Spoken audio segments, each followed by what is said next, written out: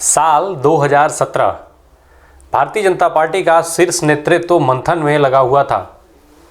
एक तरफ जहां कई नामों पर विचार चल रहे थे, वहीं उत्तर प्रदेश की राजनीति में भी ठीक ठाक उथल पुथल मची हुई थी।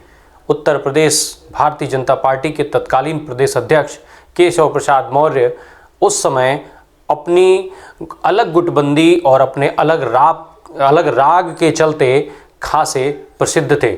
उस समय वो लगातार मीडिया में सुर्खियां बने हुए थे। ये मौका था उत्तर प्रदेश की 17वीं विधानसभा के चुनाव नतीजों के आने के बाद। केंद्र में पार्टी का शीर्ष नेतृत्व मंथन करने में लगा हुआ था। उत्तर प्रदेश के मुख्यमंत्री चेहरे की तलाश जारी थी। उसी तलाश के बीच केशव प्रसाद मौर्य और तमाम संभावनाओं के अतिरिक्त मनोज सिन्हा का नाम अचानक से सामने आता है। तभी ये खबरें मीडिया में सुर्खियां बनती हैं। इसी बीच मनोज सिन्हा आनन फानन में बनारस में काशी विश्वनाथ के दरबार पहुंचते हैं, पूजन अर्चन करते हैं। उसके बाद मीडिया में चल रही इन खबरों को और बल मिल जाता है। पर कुछ ही समय बीतने के बाद एक अनाउंसमेंट होती है। अनाउंसमेंट एक अलग नाम की, एक ऐसा नाम जो उत्तर प्रदेश के फायर ब्रांड नेता के तौर पर स्थापित था। लंबे समय से ये नाम हिंदूवादी नेता के तौर पर जाना जाता था। ये नाम था गोरक्ष पीठ के तत्कालीन पीठाधीश्वर योगी आदित्यनाथ का। नमस्कार। उत्तर प्रदेश की विधानसभा के सफ़र की शुरुआत से हम अपने इस जो सियासी किस्सों की हमारी सीरीज़ है राजनीति, उसमें बात करते हुए आ रहे हैं। अभी तक हम 1952 के चुनावों से लेकर के और 2012 तक के चुनाव की बात कर चुके हैं। यानी पहली विधानसभा के चुनाव से लेकर के 16वीं विधानसभा के चुनाव, उसके कार्यकाल और उसके तमाम रोचक जो किस्से रहे हैं वो हमने आप तक पहुंचाया है। इसके साथ साथ जो बातचीत हुई उसमें त्रिशंकु विधानसभा की बात हुई, जोड़ तोड़ की राजनीति की बात हुई, साथ ही साथ बात हुई उत्तर प्रदेश में गठबंधन की सरकारें बनने और बिगड़ने की। इसके अब 16वीं विधानसभा के बाद वर्तमान जो 17वीं विधानसभा है, 2017 में 17वीं विधानसभा का चुनाव हुआ था। 17वीं विधानसभा के चुनाव, उसके जो परिणाम थे और उसके जो उसका कार्यकाल है, उसके बारे में अब हम विस्तार पूर्वक बात कर लेते हैं। बातचीत की शुरुआत की जाए उससे पहले हम लोग 2017 में जो विधानसभा का चुनाव हुआ, उन विधानसभा चुनावों के नतीजों और उसके आंकड़ों पर नज़र डाल ली जाए। कुल 403 विधानसभा सीटों के लिए चुनाव हुआ, जिसमें 317 सीटें जनरल, 84 सीटें एससी और 2 सीटें एसटी वर्ग के लिए आरक्षित रही थीं। चुनाव आयोग के जो आंकड़े हैं, चुनाव आयोग के आंकड़ों के हिसाब से जो कुल वोटर्स की संख्या थी वो 14,16,63,528 थी, जिसमें 7,70,42,485 पुरुष वोटर्स थे, तो 6,46,13,751 महिला वोटर्स की संख्या थी। जो थर्ड जेंडर हैं उनकी संख्या 7,292 थी। ये कुल वोटर्स हो गए जो उत्तर प्रदेश में उस समय चुनाव आयोग के हिसाब से वोटर थे। जो टोटल वोट पड़ा वो 8,64,76,470 वोट उस चुनाव में पड़े थे। यानी इतने मतदाताओं ने अपने मताधिकार का प्रयोग किया। अब अगर मतदान के प्रतिशत की हम बात करें तो उस बार 61.04% मतदान हुआ था। 7 चरणों में ये चुनाव हुए। उसमें 11 फरवरी से शुरू होकर के और 8 मार्च तक ये चुनाव चले थे। 7 फरवरी, 15 फरवरी, 19 फरवरी, 23 फरवरी और 27 फरवरी को वोटिंग हुई। इसके बाद फिर मार्च में 4 और 8 मार्च को वोट पड़े थे। 11 तारीख को मतगणना हुई थी। तत्कालीन जो उस समय चुनाव के पहले जो भी सर्वे थे, जो राजनीतिक सर्वे आते हैं, तमाम अलग अलग माध्यमों से जो सर्वे किए जाते हैं, उन सभी सर्वों में एक चीज़ बेहद कॉमन रही थी। वो ये थी कि ज़्यादातर सर्वों में जो तत्कालीन अखिलेश यादव की सरकार थी उसकी विदाई दिखाई जा रही थी। भारतीय जनता पार्टी को सरकार बनाते हुए दिखाया जा रहा था। और ये जो आंकड़े उस एग्जिट पोल्स में भी दिखाए गए थे वो ये बता रहे थे कि भारतीय जनता पार्टी पूर्ण बहुमत के करीब रहेगी। इसके बाद इन सारी चीज़ों के बाद जब नतीजे आए तो नतीजे बिल्कुल अलग रहे थे, बिल्कुल अप्रत्याशित नतीजे आए थे। भारतीय जनता पार्टी न केवल सबसे बड़े दल के रूप में सामने आई, बल्कि उसको प्रचंड बहुमत भी हासिल हुआ था। इस पे आंकड़े जो हैं उस पे नज़र डाली जाए तो भारतीय जनता पार्टी उस चुनाव में 384 सीटों पर चुनाव लड़ी थी, जिसमें 312 सीटों पर उसको जीत हासिल हुई। 265 सीटों की बढ़ोतरी उसको पिछले चुनाव के मुकाबले इस चुनाव में मिली थी। वोट प्रतिशत की बात करें तो लगभग 40% वोट यानी 39.67% वोट भारतीय जनता पार्टी ने उस चुनाव में हासिल किया था। सपा 311 सीटों पर चुनाव लड़ी थी, जिसमें 47 सीटें जीती थी। 177 सीटों का नुकसान समाजवादी पार्टी को 2017 के चुनाव में हुआ। 21.82% वोट इसके हिस्से में आए। बसपा 403 सभी विधानसभा सीटों पर चुनाव लड़ी थी, 19 सीटों पर केवल उसे जीत मिली थी। 2012 में जो चुनाव हुआ था उससे इसको 61 सीटों का नुकसान उठाना पड़ा था। प्रतिशत की बात की जाए तो 22.23% वोट बसपा के खाते में आए थे। कांग्रेस की बात की जाए तो 114 सीटों पर कांग्रेस ने अपना प्रत्याशी उतारा था, जिसमें 7 सीटों पर उसे जीत मिली थी। 2012 के मुकाबले 21 सीटों का इसको नुकसान हुआ था और 6.25% वोट कांग्रेस के खाते में गए। इसके अलावा अपना दल को 9 सीटें मिली थी, आरएलडी को 1 सीट मिली थी। जो ओम प्रकाश राजभर की सुहेलदेव भारतीय समाज पार्टी उसको 4 सीटें मिली थी और 3 निर्दलीयों ने इस चुनाव में जीत हासिल की थी। 2017 का जो चुनाव था वो कई मायनों में बेहद खास रहा। इस चुनाव में समाजवादी पार्टी और कांग्रेस पार्टी एक साथ एक मंच पर आए। इनका मेन उद्देश्य था भारतीय जनता पार्टी को चुनाव में हराना। हालांकि जो अखिलेश यादव का नारा था काम बोलता है, इसके बाद जब राहुल गांधी और अखिलेश यादव एक मंच पर आए यानी कांग्रेस और समाजवादी पार्टी का गठबंधन हो गया, तो इन्होंने नारा दिया कि यूपी को ये साथ पसंद है। उत्तर प्रदेश की जनता ने इन दोनों नारों को सिरे से खारिज कर दिया। ना केवल काम बोलता है कि नारे को लोगों ने नापसंद किया, बल्कि ये जो साथ पसंद है का नारा चला उसको भी लोगों ने पूरी तरीके से नकार दिया। अखिलेश यादव ने अपनी पार्टी को नई सपा के तौर पर, नई सपा के रूप में प्रोजेक्ट किया। पारिवारिक झगड़े के चलते जो इनके वोटरों में कन्फ्यूज़न पैदा हुआ था उसको साधने के लिए, उनको इकट्ठा रखने के लिए इन्होंने कांग्रेस पार्टी के साथ गठबंधन किया। जो इनके परंपरागत मुस्लिम वोटर्स थे उनको बांधे रखने के लिए ही ये गठबंधन हुआ था। माना जाता है कि उस समय के प्रदेश अध्यक्ष जो थे राजबब्बर और इनके अलावा जो उत्तर प्रदेश के प्रभारी बनाए गए थे राज्यसभा सांसद गुलाम नबी आज़ाद, इनके साथ साथ प्रशांत किशोर का इनमें एक बहुत बड़ा रोल था, जो अखिलेश यादव और कांग्रेस पार्टी को एक मंच पर ले आए थे। अखिलेश यादव और राहुल गांधी को एक मंच पर लाने में सबसे बड़ा रोल प्रशांत किशोर का था, जिसको बाद में प्रशांत किशोर ने सार्वजनिक तौर पर स्वीकार भी किया था। हालांकि जो मूल कांग्रेसी कैडर के लोग थे उन्होंने उस वक्त भी इस गठबंधन का भरपूर विरोध किया था। अभी उस चुनाव की उस समय जो कांग्रेस और सपा एक मंच से चुनाव लड़ रहे थे, दोनों लोगों को जहां नारे दिए जा रहे थे कि यूपी को ये साथ पसंद है, वहीं अभी हालिया समय में देखा जाए तो जो उत्तर प्रदेश कांग्रेस कमेटी के अध्यक्ष हैं प्रदेश के अजय कुमार लल्लू, वो तमाम सवाल अखिलेश यादव से समय समय पर पूछते रहते हैं। जिसमें हालिया सवाल सहारा में जो तमाम जो पैसों को लेकर के घोटाले चल रहे हैं उसके ऊपर अभी उन्होंने अखिलेश यादव पर सवाल उठाया था। इसके अलावा कई अलग अलग मुद्दों पर समाजवादी पार्टी से भी सवाल पूछते रहते हैं। हालांकि ये सवाल उस समय उन्होंने नहीं पूछा था, उस समय भी पूछा जाना चाहिए था। उधर दूसरी तरफ जो भारतीय जनता पार्टी का हाल था, वो उत्तर प्रदेश का चुनाव भी प्रधानमंत्री नरेंद्र मोदी के चेहरे पर लड़ी। प्रधानमंत्री ने यूपी में ताबड़तोड़ रैलियां की थी। दूसरी तरफ बसपा भी जो थी वो लोकसभा चुनाव में अपने हार से तिलमिलाई हुई थी। अपने हार को वो सामंजस्य बैठाने के लिए उसने एक बार फिर से जो सोशल इंजीनियरिंग थी, जो जातीय समीकरण थे, उसको साधने की कोशिश की। और जातीय समीकरण साधते साधते बसपा ने बहुत सारे मतलब ज़्यादा टिकटों में मुस्लिम प्रत्याशियों को उतारा था। बड़ी संख्या में मुसलमानों को उसने टिकट दिया था। हालांकि ये जो सारी गणित थी वो इसमें से किसी भी दल के काम नहीं आ पाई। भारतीय जनता पार्टी ही नहीं वरन जो दूसरी पार्टियां थी उसमें भी कई राष्ट्रीय स्तर के नेता विधानसभा के चुनाव में चुनाव लड़े। कुछ को जीत मिली, कुछ को हार का सामना करना पड़ा। बहरहाल जब चुनाव के नतीजे आए तो भारतीय जनता पार्टी को प्रचंड जीत हासिल हुई, पूर्ण बहुमत हासिल हुआ, 312 सीटें हासिल हुई। इसके अलावा अगर हम उसमें गठबंधन के हिसाब से बात करें तो उनको 325 सीटें हासिल हुई थी।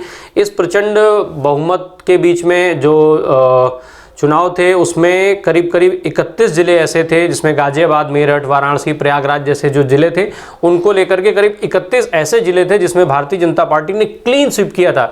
सारी की सारी विधानसभा सीटें भारतीय जनता पार्टी जीतने में कामयाब रही थी। जब नतीजे आए भारतीय जनता पार्टी जादुई आंकड़े से बहुत आगे निकली। 312 सीटों के अलावा गठबंधन का 325 सीटें थीं। ऐसे में किसी भी तरीके से सरकार बनाने में कोई दिक्कत होना नहीं था और हुआ भी वही।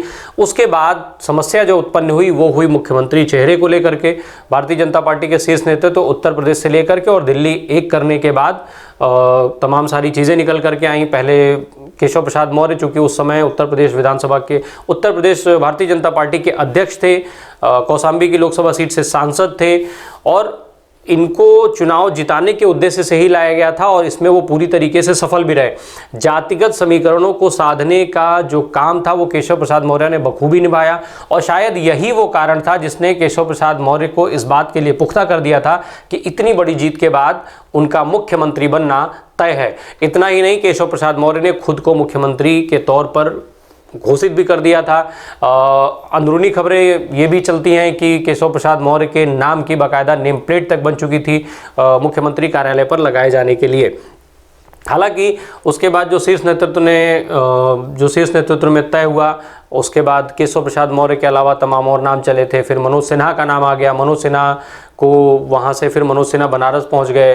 कहा जाता है कि भारतीय जनता पार्टी में जो चीज़ें बहुत खुल जाती हैं वो नहीं होती हैं और हुआ भी वही। मनोज सिन्हा वहाँ पे काशी विश्वनाथ में पूजन अर्चन कर रहे थे और उसी बीच में योगी आदित्यनाथ को गोरखपुर से दिल्ली बुला लिया गया।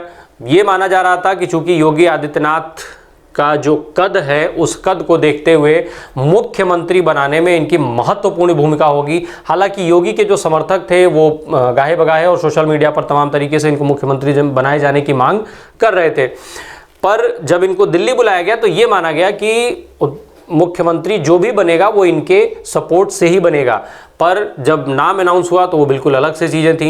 मुख्यमंत्री योगी आदित्यनाथ को स्पेशल विमान से दिल्ली से लखनऊ भेजा गया, फिर इनको मुख्यमंत्री का चेहरा घोषित किया गया, जिसके बाद जो मुख्यमंत्री का चेहरा घोषित करने के बाद जातीय समीकरणों को साधने के उद्देश्य से इनके साथ दो उप मुख्यमंत्री बनाए गए, केशव प्रसाद मौर्य और डॉक्टर दिनेश शर्मा। डॉक्टर दिनेश शर्मा उस समय लखनऊ के मेयर थे, ब्राह्मण समुदाय से संबंध रखते हैं। ब्राह्मणों को साधने के लिए, चूंकि योगी ठाकुर समुदाय से आते हैं, तो योगी के साथ साथ ब्राह्मणों को साधने के लिए डॉक्टर दिनेश शर्मा को उप मुख्यमंत्री बनाया गया।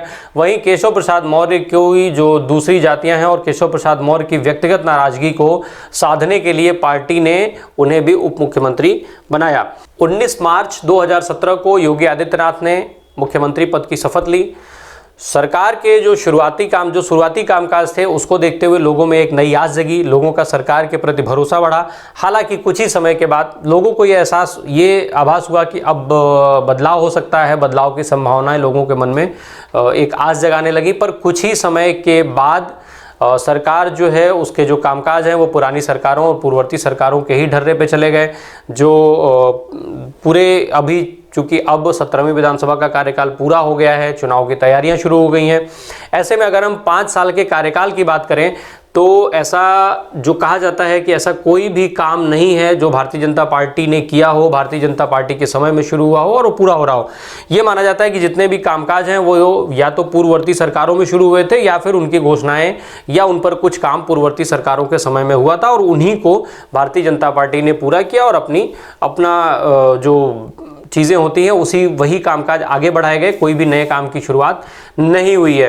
हालांकि भारतीय जनता पार्टी इससे इनकार करती है। भारतीय जनता पार्टी तमाम काम है जिसको वो गिनवाती रहती है और उसका कहना ये है कि भाई सरकारें बदलती हैं तो इसका ये मतलब थोड़ी हुआ कि जो काम अभी हुआ हो वो पहले का हो, वो पहली सरकारों का काम पहली सरकारों के हिस्से में जाए। अब ये तो जनता के समझने की बात है, जनता इसको कैसे लेती है और कैसे समझती है। सरकार की जो शुरुआती छवि थी वो सरकार आगे चलकर उसकी छवि लगातार बदलती रही, नेगेटिव जो इमेज थी वो डेवलप होना शुरू हो गई। इसी बीच कोरोना महामारी की एंट्री हुई। कोरोना महामारी में जो लोगों को दिक्कतें उठानी पड़ी, जो तमाम तरीके की लोगों को समस्याएं उठानी पड़ी, चाहे वो ऑक्सीजन की समस्या हो, अस्पतालों की समस्या हो, दवाओं की समस्या हो, इन समस्याओं ने सरकार की छवि को बुरी तरीके से प्रभावित किया। इतना ही नहीं, कोरोना की जब दूसरी लहर आई, जब गंगा घाट पर गंगा के किनारे जो लाशों की तस्वीरें सोशल मीडिया पर वायरल हुई, इसके अलावा तमाम जो शमशान घाट थे उनको ढकने का जो काम सरकार ने कराया, वो ये सारी चीज़ें सरकार के लिए नकारात्मक होती सी गई। साथ ही साथ कई बार जो चीज़ें कहना कि ऑक्सीजन सिलेंडर को लेकर के तमाम तरीके की बातें करना, इसके अलावा जो समस्याओं से सीधे सीधे इनकार कर देना, ये जो सारी चीज़ें थी, इन सब ने सरकार की छवि को पूरी तरीके से धूमिल किया। जो सरकार की इन सारी घटनाओं ने सरकार की खूब किरकिरी कराई।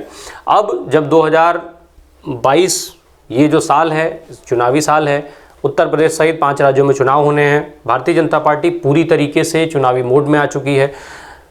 खुद प्रधानमंत्री नरेंद्र मोदी और गृह मंत्री अमित शाह लगातार उत्तर प्रदेश का दौरा कर रहे हैं। प्रधानमंत्री अभी बीते दिसंबर महीने में लगातार उन्होंने कई बार उत्तर प्रदेश का दौरा किया, कई अलग अलग रैलियां की, अलग अलग जगहों पर गए, तमाम अलग अलग कार्यक्रम उन्होंने किए। गृह मंत्री अमित शाह के कार्यक्रम लगातार लगे, एक हफ्ते तक उन्होंने करीब 140 विधानसभा उन्होंने रोड शो और रैलियों के माध्यम से कवर की। इस एक तरफ जहां पूरा प्रदेश, देश और दुनिया के तमाम देश भी जो है कोविड और ओमिक्रॉन से जूझ रहे हैं, वहीं बड़ी बड़ी रैलियों का आयोजन किया जा रहा है। एक तरफ सरकार अपनी रैलियों में व्यस्त है, दूसरी तरफ कोरोना के जो केसेज हैं वो लगातार बढ़ते जा रहे हैं। तमाम जो संगठन हैं वो चुनाव को आगे बढ़ाने की मांग करते जा रहे हैं। इस बार कोरोना का भी स्वरूप बदला हुआ है। कोरोना भी तमाम जो बड़े नेता हैं, पहले शुरुआत भी उन्हीं से उसने की हुई है, तमाम बड़े नेता लगातार कोरोना संक्रमित होते जा रहे हैं। ऐसे में अब ये देखना होगा कि फिलहाल बड़ा सवाल ये उठता जा रहा है, जो लगातार उठ रहा है, कि क्या चुनाव अपने तय समय से होंगे। हालांकि चुनाव आयोग ने स्पष्ट तौर पे कहा था कि चुनाव तय समय पर ही होंगे। इसके लिए चुनाव में नए व्यवस्थाएं उसने दी, बूथों की संख्या बढ़ा दी गई है। साथ ही साथ जो मतदान का समय था उसको 5 बजे की जगह 6 बजे तक 1 घंटा बढ़ा करके कर दिया गया है। और तमाम तरीके की गाइडलाइंस की बातें हो रही हैं कि ये नई गाइडलाइंस बनेंगी। हालांकि अब देखना ये होगा, चूँकि दौरे लगातार चल रहे हैं, उसके बाद चुनाव आयोग भी कह रहा है कि हम चुनाव करा रहे हैं। हालांकि तमाम संगठन अभी भी लगातार इस मांग पर अड़े हुए हैं कि चुनाव की डेट को आगे बढ़ाया जाए।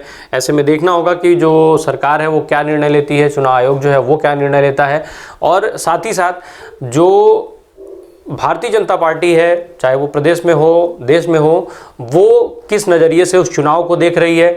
क्योंकि जो तमाम काम हैं और जो समीकरण है, कोरोना की महामारी में पहली लहर और दूसरी लहर का जो नतीजा था, जो लोगों में गुस्सा था, उसको भारतीय जनता पार्टी और वर्तमान सरकार देख चुकी है।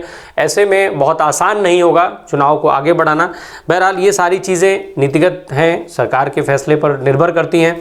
चुनाव की बात की जाए तो जो भारतीय जनता पार्टी अपने कामों की फहरिस्त दे रही है, देखना होगा कि ये फहरिस्त जनता पर अपना कितना प्रभाव डाल पाते हैं, जनता को कितना अपनी तरफ खींच पाते हैं, कितना जो 2017 के चुनाव हुए थे उसको कितना, जो परिणाम आए थे उसको कितना भारतीय जनता पार्टी अपने पक्ष में खींच पाती है और कितना उन परिणामों पर खरा उतर पाती है।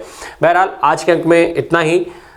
जो आगे के यूपी के और रोचक किस्से होंगे, जो वर्तमान चूंकि विधानसभा चुनाव आने वाले हैं तो बहुत सारी ऐसी घटनाएं आएंगी, उन घटनाओं को लेकर के या पुराने किस्सों में से अगर कोई ऐसा किस्सा हो जिसके बारे में आप जानना चाहें, कमेंट बॉक्स में हमें बता सकते हैं। हमारे साथ बने रहिए। यूट्यूब पर हमें सब्सक्राइब कीजिए, फेसबुक पर हमारे पेज को लाइक कीजिए। धन्यवाद।